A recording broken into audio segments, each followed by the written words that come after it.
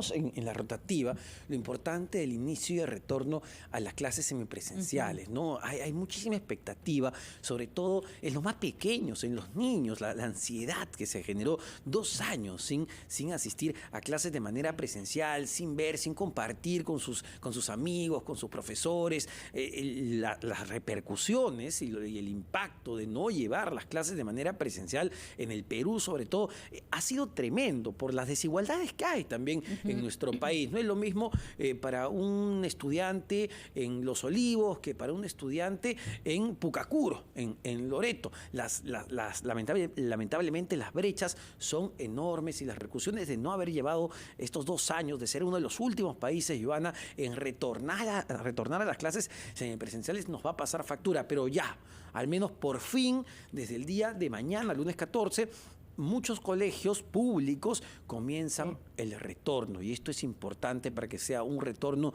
bien llevado. Sí, efectivamente, son 18 las regiones que mañana en las cuales los alumnos empiezan a ir de manera presencial, y de eso vamos a conversar con Elío Caña, él es decano del Colegio de Profesores del Perú. Buenos días, bienvenido. Joana, muchas gracias, Omar, por esta importante introducción referido a la educación al inicio del año académico 2022. Efectivamente, hay muchas emociones. Sí, efectivamente las emociones, y desde su punto de vista y como decano del Colegio de Profesores, ¿cuál es la evaluación de este retorno a clases presenciales? Bien, a pesar de una sensación de improvisación que se dio a inicio del curso debido a la autorización del 100% de los espacios públicos y privados por parte del Ministerio de Salud, en el camino se han ido arreglando y organizando algunas actividades básicas. Por un lado, valoramos, reconocemos la participación de los docentes a nivel nacional para organizar esta bienvenida. Y además ha sido en una estrecha coordinación con los padres de familia y el compromiso de los padres en infraestructura educativa. Hemos visto cómo los docentes han ido posteando desde diferentes partes del país las actividades diversas que han hecho con ellos en el mantenimiento de la infraestructura, limpieza de mobiliario, limpieza de lunas y ventanas, pero también han hecho llegar sus preocupaciones de las carencias diversas que tienen en muchos lugares. Por ejemplo, hay espacios como en Curahuasi, hay colegios grandes que no tienen espacios suficientes para atender a todos los estudiantes, menos cuando se quiere hacer con distanciamiento.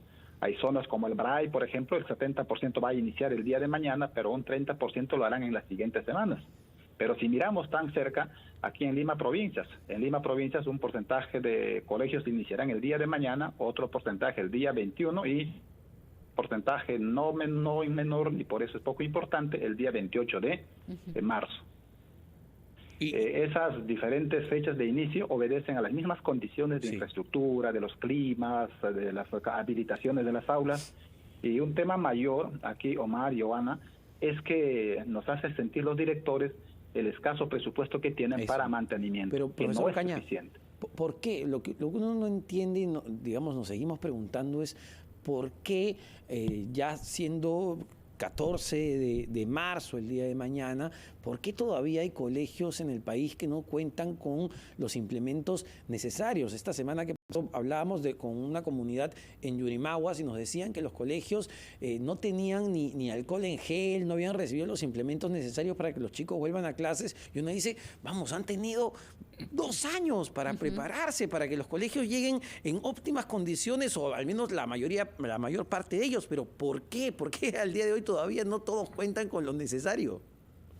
Sí, eso es lamentable, porque en buena cuenta también hay que ver cuál fue el nivel de participación y de determinación de los gobiernos regionales, de las unidades de gestión educativa local, la voluntad de la parte administrativa para trasladar o equipar con esos materiales a las instituciones educativas. Al menos poco, claro, todos los centros educativos han recibido. Sin embargo, también hay instituciones educativas que no cuentan, por ejemplo, con directores titulares que en los meses de enero y febrero han estado de vacaciones. Y en cuanto a lo que es el mantenimiento del local, digamos, de los mobiliarios, de las puertas, de las ventanas, de los servicios higiénicos, pues así como en nuestra casa, si no hacemos limpieza de los materiales en un tiempo, 1 año, 2 años, se van a deteriorar. Y eso es lo que ha ocurrido. ¿Por qué? Porque se le dio licencia a los trabajadores administrativos a cuenta de recuperar su jornada laboral cuando retornen a las labores normales. Y entonces yo creo que allí hubo una inadecuada decisión. Y por otro lado, también ha faltado un seguimiento, un acompañamiento por parte de la supervisión de la institución educativa a fin de garantizar que todas estas cosas se vayan solucionando antes del mes de marzo. ¿Por qué? Porque en muchas instituciones educativas los directores han estado trabajando en su condición de designados o de nombrados, y por tanto había esas posibilidades, pero sin recursos, sin apoyos, sin la participación de los docentes, que son elementos claves en la organización del año académico y también de la infraestructura, era bastante difícil. Decano Elío Ocaña, le pido nos espere por favor unos instantes en la línea telefónica. Vamos a escuchar a los anunciantes. En breve continuamos conversando con ustedes. Hay varias preguntas planteadas, por supuesto, a la capacitación, a la vacunación de los docentes. Con eso volvemos. 9 minutos, continuamos en ampliación de noticias. Conversamos con Elío Ocaña, decano del Colegio de Profesores del Perú. Quedaba pendiente, decano Ocaña, preguntarle cuál ha sido la capacitación, si es que han tenido también, de los profesores, porque se van a enfrentar a un retorno a clases, en el que los escolares, los alumnos, vienen de distintos aprendizajes. No han sido para todos las condiciones las mismas. ¿Han tenido los maestros algún tipo de preparación para saber cómo se van a enfrentar a este escenario? En principio, el Ministerio de Educación, a través de Perú Educa, ha programado algunos talleres virtuales de capacitación sobre emocional, monitoreo a situaciones conflictivas y asimismo herramientas digitales y otras vinculadas al desarrollo académico del presente año. Por otro lado, también hemos visto organizaciones sindicales, universidades y otras entidades particulares que han venido promoviendo una serie de capacitaciones gratuitas para el bien del Magisterio Nacional. Por ese lado, muy interesante.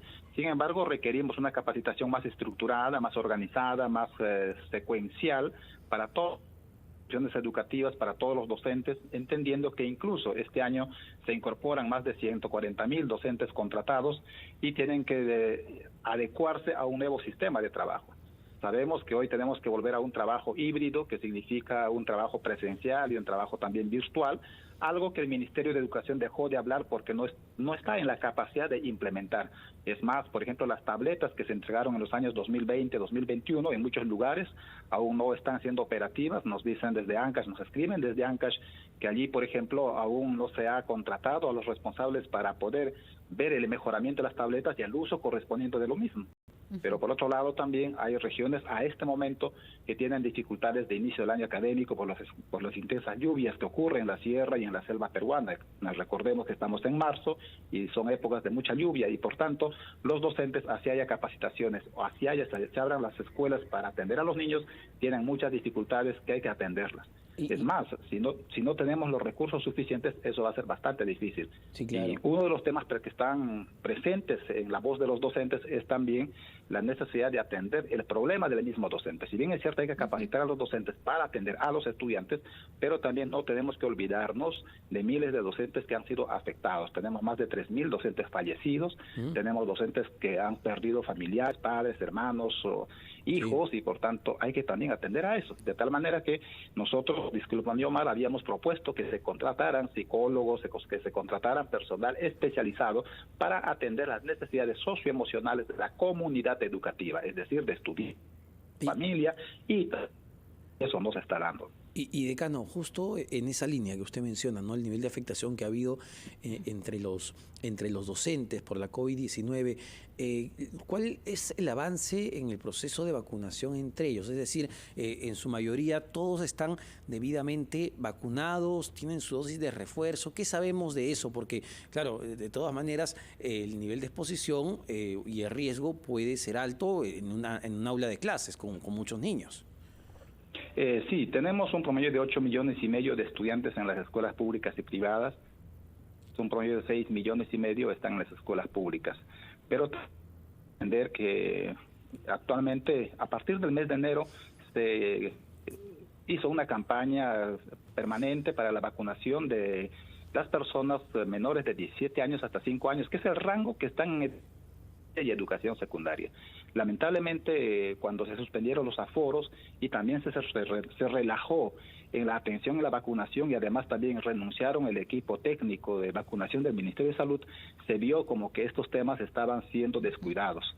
de tal modo que bajó el porcentaje de vacunación. Tenemos un 95% de docentes vacunados, según información del mismo Ministerio de Educación.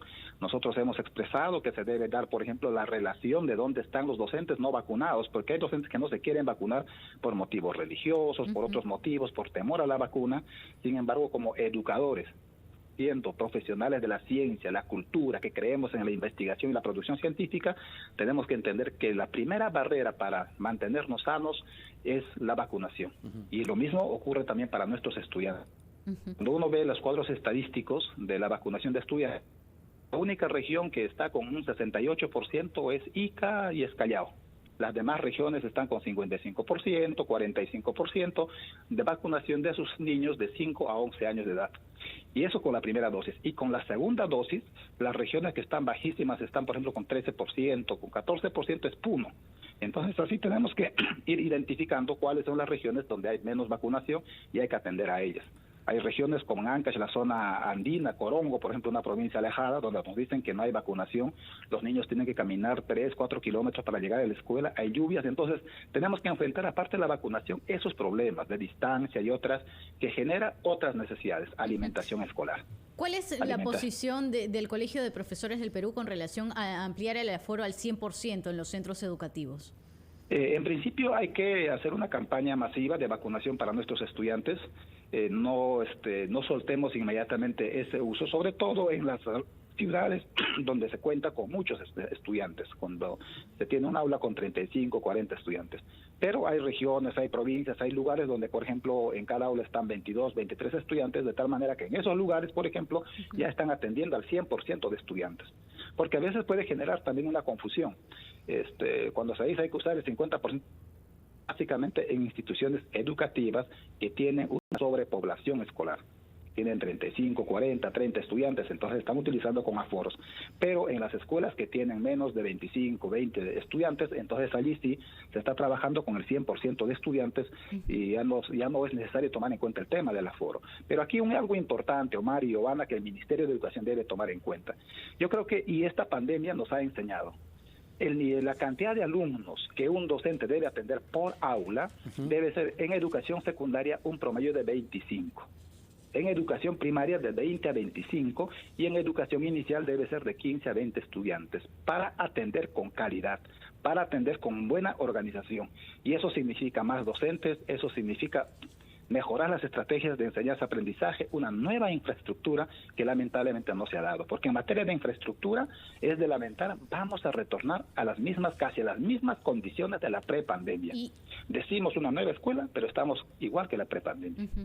Y en todo caso, desde el Colegio de Profesores del Perú también se piensa tomar algún tipo de iniciativa porque el Estado no ha pagado el servicio de agua de 213 colegios públicos a nivel nacional y esto es lo que reporta SUNAS. ¿Hay algún tipo de intervención, ustedes, reclamo, comunicado que piensan tomar respecto a este tema? Nosotros hemos emitido sendas cartas presentados al Ministerio de Educación y al mismo Presidente de la República y al Congreso de la República solicitando varios puntos, entre ellos vacunación plena para todos los docentes y la comunidad educativa, el uso eficiente del presupuesto del sector de educación orientado a las necesidades más impactantes de la escuela, entre ellos materiales de bioseguridad, mobiliarios, materiales educativos y luego también hemos solicitado la entrega al 100% tabletas de conectividad, de alfabetización digital educativa. Pero por otro lado, lo que también dije en un momento anterior, la preocupación por la situación de los docentes. Los docentes están esperando un reconocimiento en función al nivel de responsabilidad que ellos tienen. Uno es el incremento salarial, que es insuficiente, esos 100 soles que ha ofrecido el gobierno, que lo va a ejecutar en este mes de marzo, y por otro lado, que se apruebe ya la ley que aprueba el 100% íntegra mensual para el pago de compensación por tiempo de servicio para los docentes. Y otro tema de los que los docentes están esperando es el pago de la deuda social que se tiene a los docentes desde el año de 1992. sin necesidad de judicialización, ni siquiera, y en todo caso debe hacerse con resolución administrativa. Les manifiesto que el Ministerio de Educación pone abogados para impedir que el docente haga uso de su derecho que por ley le corresponde. Y entonces el Ministerio de Educación está utilizando un alto presupuesto en abogados cuando estos recursos podrían estar orientados, por ejemplo, para el pago de psicólogos, de asistentes sociales, de nutricionistas, mejorar lo que es, por ejemplo, la alimentación escolar. Y entonces, y ese tema de alimentación escolar es otro punto. Estamos solicitando, y lo decimos con responsabilidad, que miles de estudiantes, millones de estudiantes de estratos pobres, que es un promedio de 2,5 millones, que vienen de familias medios y pobres, que no tienen alimentación adecuada, claro, suficiente, sobre todo en zonas rurales. Tenemos 43% de niños con anemia escolar, tenemos el 33% que el mismo Ministerio de Salud nos expresa, que tienen problemas o problemas mentales en este inicio del año académico. Por tanto, necesitamos tratar a ellos, y no vamos a tratar ni mejorar la condición de ellos solamente con anuncios, con propagandas, con difusiones voluntarias.